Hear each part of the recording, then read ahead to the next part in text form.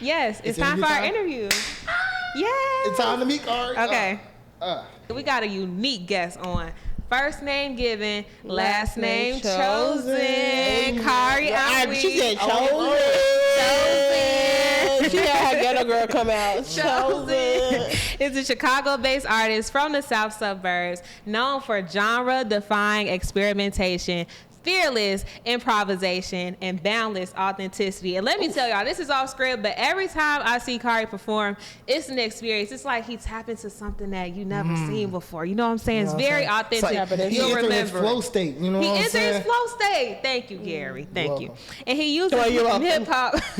He uses hip hop as a medium to bridge Chicago's underground, drawing from the energy of the scene around him to create something both rooted and radically personal. And he used his opportunity to perform last year at From the Go Fest to launch Blackout, which his own personal brand that celebrates intersectional black artists in the Chicago music scene through events, playlists, and concerts. So we have an entrepreneur basically on our hands and a music artist. Let's welcome Khari Enui to the stage.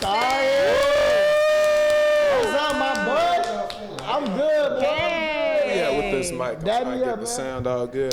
Yeah, what up with you? I'm telling you. Nice, hey, bro, but yeah, your mic good. Just hold it up, man. Right here. Make sure you.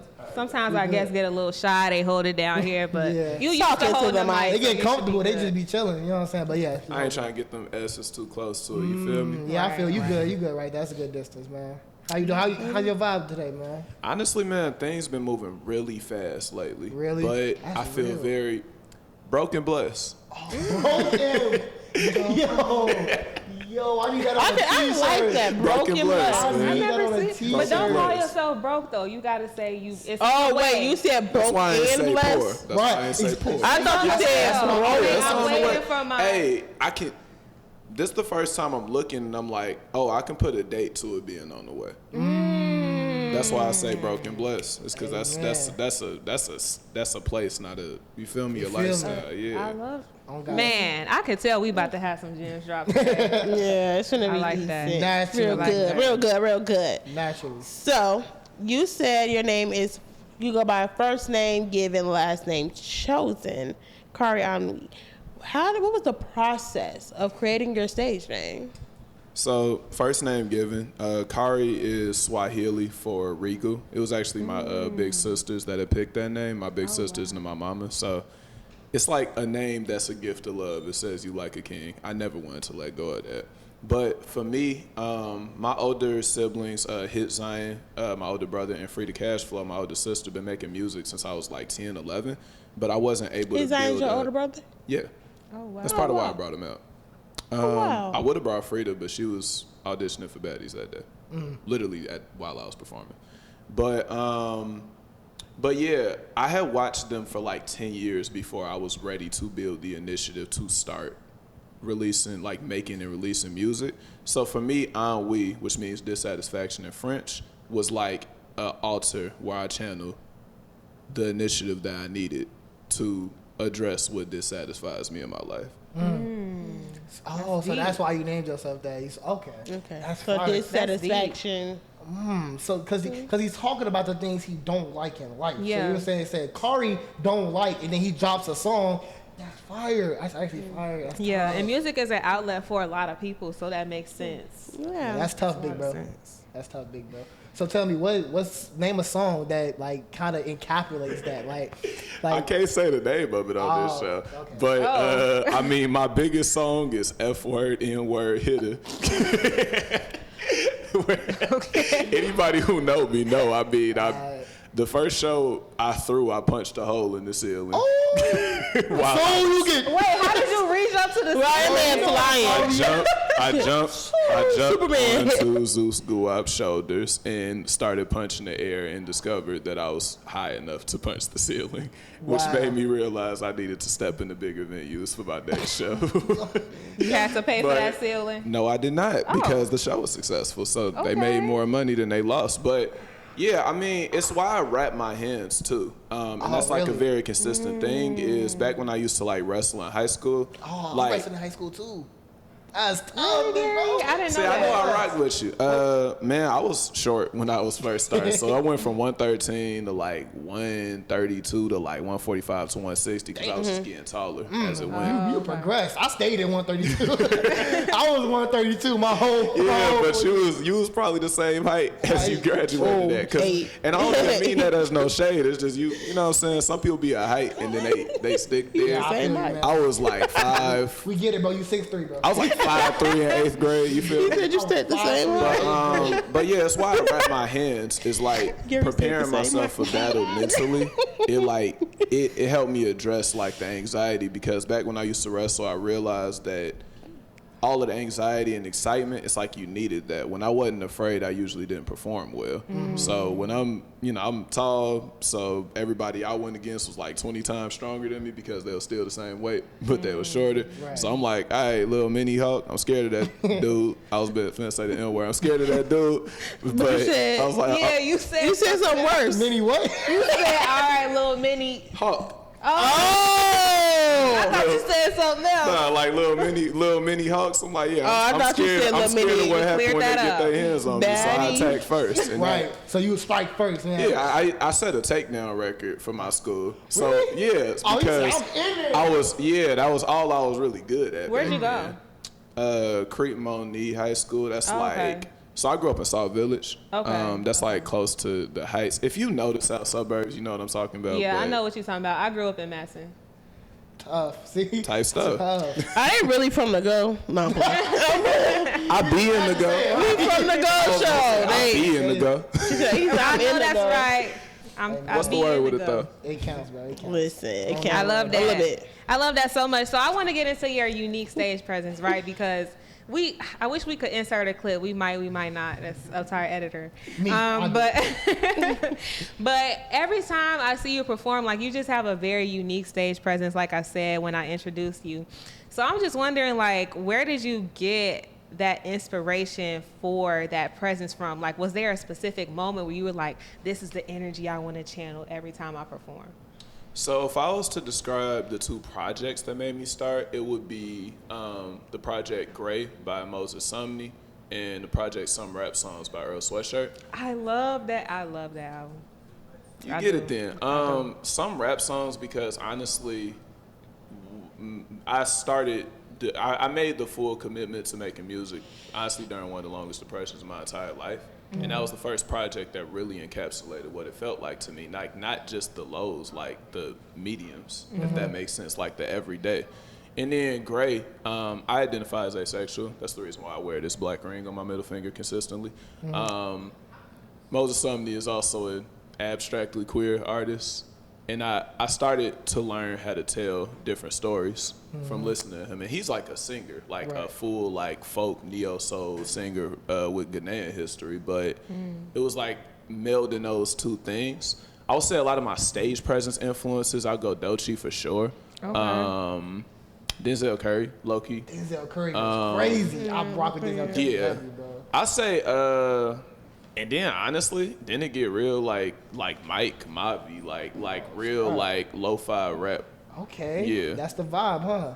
Lo-fi, that sounds like a good lane for you. I'm not gonna lie. It is. Really? It's why I use samples so much, is it lets me blend genres seamlessly. Exactly. You know, my brother says some stuff like that. He makes music too a little bit, and he's in love with sampling right now. Like he loves sampling. He loves blending genres. Like right now, he's into like alternative. You know what I'm saying? With alternative, that's like the genre mixing genre for real. Like, you know what I'm saying? That's the genre for genre mixing. You know what I'm saying? So talk to me about your genre blending. Like you said, lo-fi and stuff like that. So how would you describe the genre that you're blending and describe your like music making process? So my mama was a singer. She like used to sing for a record label. She like wrote neo soul, but they ain't let her sing neo soul. They made her sing house because it was a whole thing. Right. But she like always used to like correct us, like whenever we singing like, "Ooh, you off key," and then like we'll fix it, and then eventually like my ear got to a point. Like, for context, my last name Jackson. I'm the youngest in my family. It's 5 of us. They used to always have me singing Lil Mike. and so when I lost my love for singing when I was in like middle high school because I felt like the songs wasn't me. And then I found my love for writing through hip hop. So it's interesting because when I was first learning how to rap, it's the reason a lot of my songs are very like sing-songy, even though I'm rapping. It's like I couldn't decondition myself to be on the melody because I had this thing about like keys and stuff. So I started being like, all right, well, how do I still build that momentum and all of that without losing that aspect? And like songs like Sade, Gas or What, like I figured out how to rap without a key. But even still, it's like my ear is really looking for the spot where like even though it's an off note, it's still space for it. Yeah. Like teaching myself how to play guitar during the pandemic because I ain't had nothing to do was one of the things that made me start. Really? And it's crazy because I didn't start rapping until like I started releasing music. Like, but yeah, my background is singing. Singing. Absolutely. Wow. Singing in church, singing. Yeah. But my influences is hip hop. That's fire, man. You know, actually, I want to learn the instrument too. Like my brother's learning guitar right now. I want to learn the piano. I want to learn the piano, bro. So It's the ambidexterity that get me with that. You know what? I think I could do it. Like I'm left-handed, but I think my right hand can lock in though. You know what I'm saying? Like I see the way you think. I think it go. you know what I'm saying? You want to speak? yeah, so you talked about the process of like growing up with your mom singing. What? So we did say early in the show he will be at the 2025 from the Go Fest, y'all. So can't wait to July 26th again. Do Cyber Museum. Khari Enui will be there gracing the stage. Yep. And you will see the process or see the stage presence that Sully talked about, and it's actually something to see. It is. But what is the process? What is your process starting to look like as you prepare from the Go Fest? Like between sets, making up your set, picking out the song, picking out the dancers, if you're going to have dancers or not. Like, what is your process? Every show, I have a storyline. So, like, for context, the first time I performed in Boston, shout out Jay Insanity. That's like my brother. That's the reason I brought him out for last year's From the Go Fest. Sade, our song, which was at the end, that was me and his collab. When we first went out there, it was like, this is enemy territory. Don't nobody know me. So I came out there in a mask. And then they called us back for literally a couple days after the final auditions last year. And it was like, it was such a trip. It was a story. Like, we came out there without money for hotels. It was crazy. Oh, so y'all just went out there to get it by any means. But it's because we was going to perform in front of like 3,000 people. So it's like, we're not saying no to this opportunity. Oh, for sure. But when I came back, wasn't no mask because they called for me. We the superstars. So we was dressed in all silver. Like, actually, the reason why my phone case is still silver is because it matched the fit. Literally. So we was all in all silver, like all of that. And it was like the storyline today is we're being celebrated for the work we already put in. And that's why we was able to finish Sade at that time, is because we felt like that. Like all of that song, we just talking about our love for ourselves. From the Go Fest last year, I was a philosopher. And it was because I was going to announce Blackout after the show. So I came dressed like a wanderer. That was why I came with like the kimono and the flowy. You know, I remember last year, and I have a bad memory, right? But I remembered your performance out of everybody, and that was because of the fit. It was literally because of the fit. I'm like, yo, he got it on, but like there's something else to this. Yeah, it's different. It's something else. It's a story here. Yeah. Yeah. So it's interesting because like right now I'm in a stage in my life where my last show, and it was the reason why a lot of people didn't like my final audition performance, was my last show was celebrating the vulnerability of the process. I dropped an EP called Flash in the Pan, which I literally made in like 2-3 weeks, including the artwork and the art direction for the show, which went to coordinate with the EP. So the first song I opened for that set, I was reading from my phone the lyrics, because I met the one who produced the song. He was the opener on the show. I met him through that show, like a couple of weeks. Like literally I had no time to learn the words, but the celebration of the song, the show, was the vulnerability of it. Right now, I'm entering this state where I'm like, all right, I told y'all everything. Now y'all gonna see my words come into action. And it's like, I got where I needed to, sharing it. So now, like, I'm evoking a lot of like Underground Railroad themes for my next show, because I think there's this beautiful thing Black people do, which is we got a code. Like we can say a lot of things to each other that each other understand without having to explain. Right. So like that's the theming for I'm not gonna say the name yet, but that's the thing. August 22nd. That's the theming. Oh, really? Okay. It's connectivity. And then you got a thing for July 26th? Yeah. Well, what's the vibe from the Go? What's the vibe from the Go we Fest? gotta be in there honestly, somewhere. dude, it's a victory lap. Like From the Go Fest is so powerfully like, hey, because I don't know if y'all understand. I know the lineup abstractly. I don't know if y'all understand how powerful y'all lineup is this year. I was thinking last year y'all had a lineup that was very talented. This year y'all have a lineup that is full front to back of entrepreneurs who make their own music, who are interconnected in the underground. We know each other because of our work. So this year, this is a celebration for all the work you don't see. So like this show today, this show July 26th, I've been locking in with S-Rock because I'm having him DJ me. He the one who made the Sade beat. We celebrating. Straight up. That, you know I what? love that. Second year in a row, like it's a celebration. That's for the sure. vibe, bro. That's Yeah. the vibe, though. Celebrating the work you don't see. That's tough, man. That's tough. Yeah. I'm gonna turn up even more because I be turning it up and From the Go. I'm gonna turn up even more, man. Yeah, Big I- Lady one. I love Dang, that too. because it's making me think of like the glacier memes you be seeing. Like it's like the success. Yes, oh my Yes, God. Like, those it's are like my everything favorites. else is under what you don't see is underwater, but you see like, oh, that's beautiful. Like, Yes, but you the don't see the performance. hard work. Context, Yeah. one of my first shows of this year was the Big Bang Show, but it was an award show put on by Pablo Bakery Worldwide, who I collaborate a lot with. And I went really hard for the Underground Crown Award. Winning that was like ultimate manifestation because I announced Blackout Volume 2 at that event, which opened so many doors for me. But I've been around for so long, people seeing my face and not knowing what I hold. And that glacier, that's how I think. I really wanted to mention that too because I find that when you're working towards something, whether it's music, like entrepreneurship, you're owning your own business, or just anything like school, for example, graduating, like it's going to be so many nights where you're working hard, nobody sees exactly what you're doing, but you know internally, like this is the vision that I'm working towards. So it's good that this is the victory lap. Like I feel like that's so fitting because this is your second year performing in a row. You know what I'm saying? Like you're more established, and I feel like that's the perfect name for it. That's fire, man. Me too. I feel like it's perfect too. It's honestly, it speaks to me too. Like I'm not gonna make this about me. Hey, we got to be Simone on our But hands. Right. it really speaks to me too, though, because it's like, so what you said, like you say you told people, but now it's time for your words to become action. I've been telling people my whole life. I'm like, man, I'm doing X, Y, and Z. But now it's like they're gonna really see it, bro. And I'm gonna tell you, a lot of the philosophy behind me writing is show, don't tell.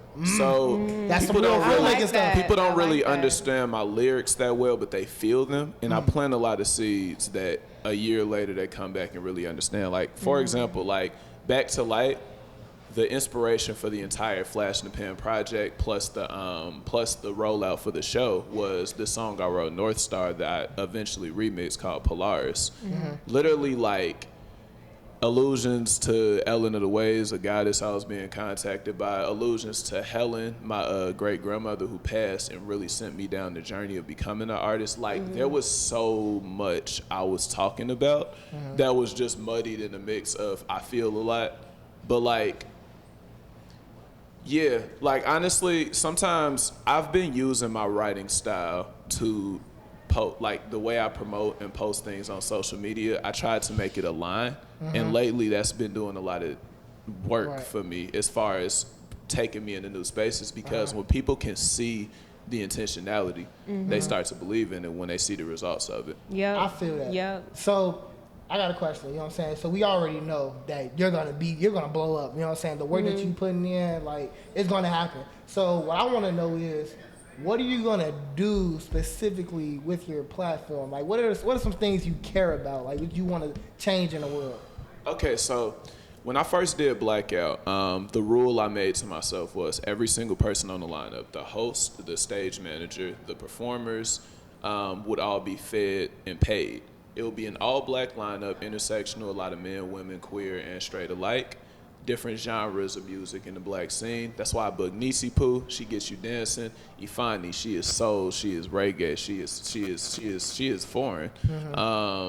Nada Most High, she just got bars for you. Q like me, he a little crazy. High Q, but he can freestyle. He free. All of that, I was giving you different perspectives on blackness in the music scene. And then I wanted that value to be reflected back to them when I paid them and I fed them so that they could show up just in that task and not worry about nothing else. And then the thing that was beautiful about that show is I did not have a job for it. So the only thing that allowed for it to be paid for was, first of all, these shirts that, like, shout out Caleb Isaac on making them. Caleb saved me, bro. Caleb made that shirt. Saved my life because we sold them out. And then also the ticket sales because the event did well, and then I was able to pay for everything. I ain't make no money, but that wasn't what it was about. Blackout Volume 2, I came out of pocket. I broke like $3,500 for that because I was upping the price. Everybody get $100 this time. This time the media get paid too. So you same again. And I fed everybody, and then the crazy part is everybody showed up better because everybody had more room to work and operate. Yeah. So the thing that I started to really realize is every time you put 100 people in this building, they show you what they want you to see as far as what they gonna value you at. By they, I mean the people who own these spaces, the people who letting you in. But at the end of the day, they making $12, $13, $14, $15,000 off you from the bar. So what I was establishing was once we build up off the strength of just the experience we create for people, and we really invest into that, we'll be able to build such an audience that we can start to define our own worth. And once that ecosystem is established, we can pay each other consistently and we can just do what we do.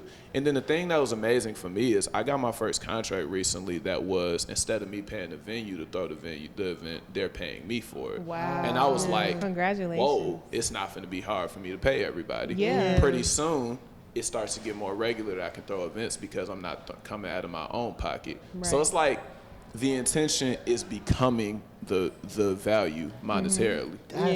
Absolutely. You are putting together something beautiful, man. I'm not gonna lie to you, bro. And you really speaking to me. I'm gonna tell you too. I was inspired by other creatives like Mike DFG with Bigger Than the City. Same philosophy, just in a different way.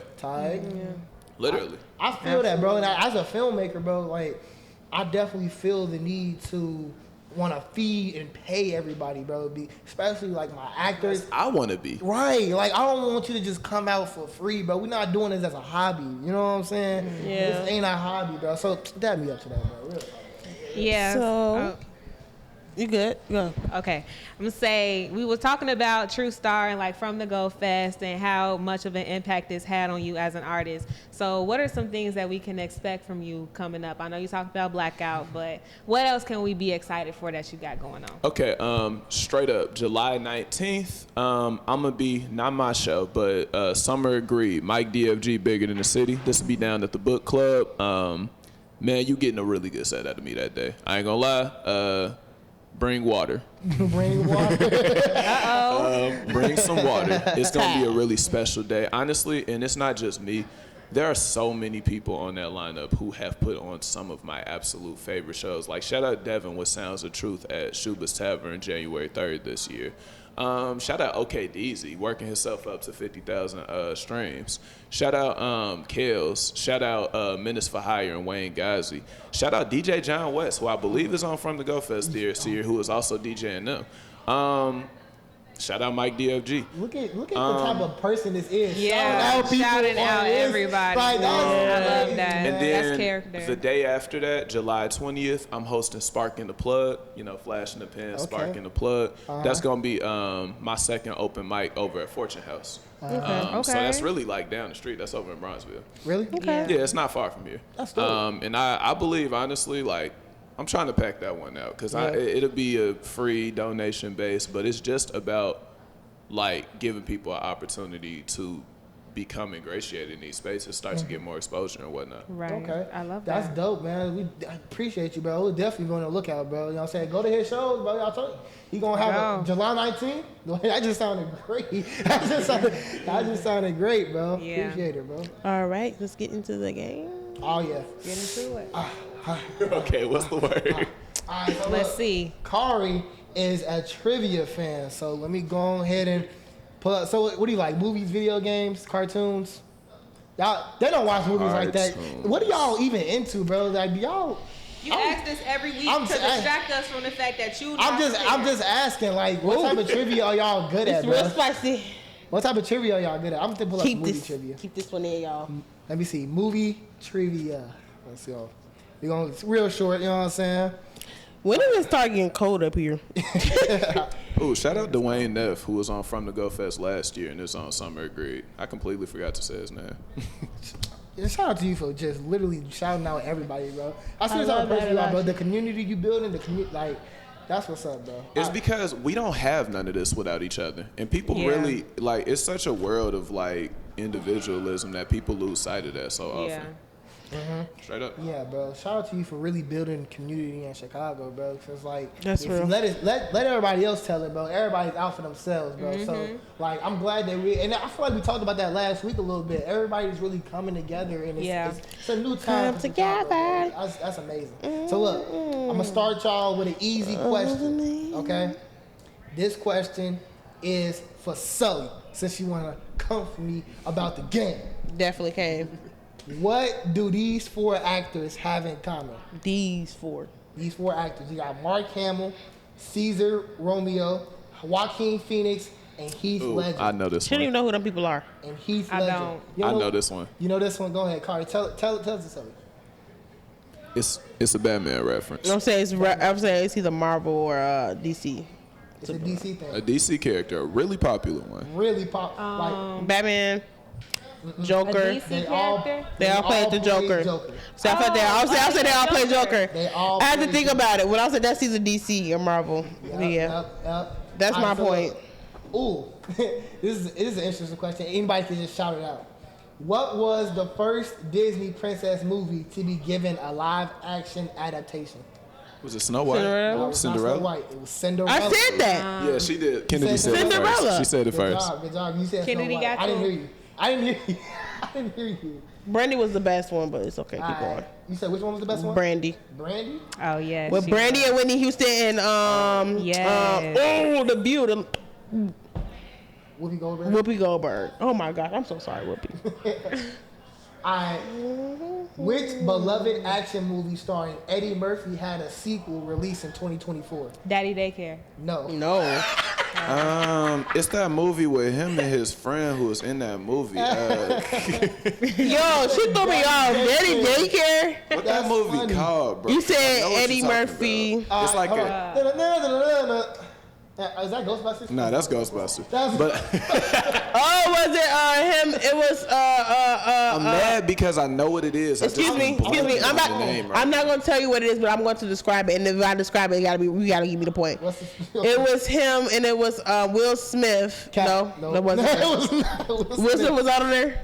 I'm trying to figure out the song, bro. What was the theme song? No, that's not Eddie Murphy. That's Martin Lawrence. I'm sorry. No, it wasn't Rush Hour. That's Chris Tucker. That's Chris Tucker and like Jackie Chan, right? Yeah. So. But it's just like that. Yeah, it's like he plays a cop. Yeah. He plays a cop.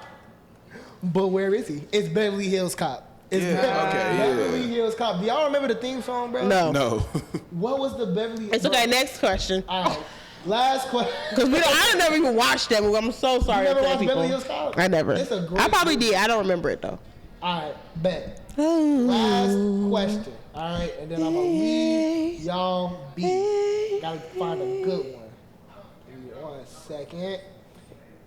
All right, bet. Which actor played Spider-Man in the Marvel Cinematic Universe and starred in Uncharted? Tom Holland. Tom Holland. Dang. And with that, I couldn't think of his last name. I was just like, I'm just saying Khari finna Tom. Zendaya boyfriend. That's Zendaya boy. I mean, y'all both, right? Zendaya, yeah. Zendaya Okay. boyfriend. And with that being said, man, that's all we got for you. Man, I appreciate y'all having me so much. I Seriously. appreciate you coming, bro. Definitely. Thank you for coming, joining us on the couch again.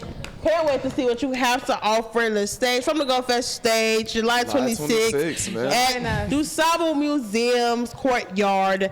Be there. Don't be late. Be there or be square. Okay. Be there or hear As about you it. heard, they don't know the exact lineup. I know, but I thought we announced it. no, we go live. they don't know the lineup, meaning how it's going to play. Oh, we don't know the lineup. Y'all don't know the set list or whatever. Not the set list. I don't know. But y'all don't know how it's going to play out. But I'm telling y'all, it's bangers throughout the entire show. So you don't want to be late and you don't want to leave early. Like, why would you leave early? Because it's somebody popping every second. No, seriously. Stay the whole time. Stay the whole and time. I say that because, dude, like, I have seen my favorite rappers live. They don't perform like we do on the underground no more. Wow. And I'm saying that with love, bro. I'm saying that as a genuine fan. Some of them do. But no, it's stars left and right. Like, and that's part of the reason why I shout out so many people, bro. It really humbles you to come outside. Yep. Yeah, so y'all heard that. Come outside, be there all day. Enjoy. We're going to have food, drinks, good fun for everyone, as they say. Thank y'all for tuning up. Make sure you like, comment, and subscribe. Bro. Hit the notification bell. Let the little bell ring so you get notified every time we upload. Check the description box, comments, all the things. Yep. Bye. We love y'all.